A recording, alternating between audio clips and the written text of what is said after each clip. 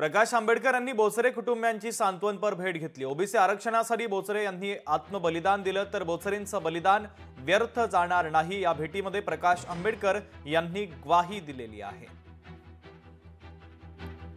तर ओबीसी आरक्षणासाठी बोचरे यांनी आत्मबलिदान दिलं तर बोचरेंचं बलिदान व्यर्थ जाणार नाही, अशी ग्वाही देखील आंबेडकर यांनी दिलेली आहे।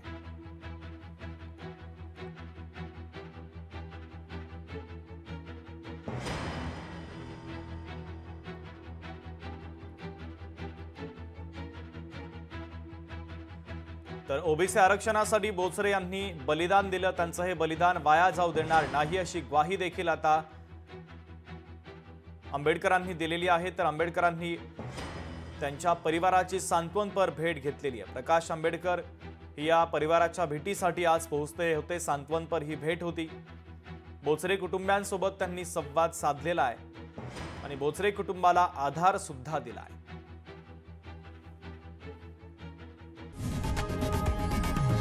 लोकशाही मराठी ऐका, पहा, जागरूक रहा।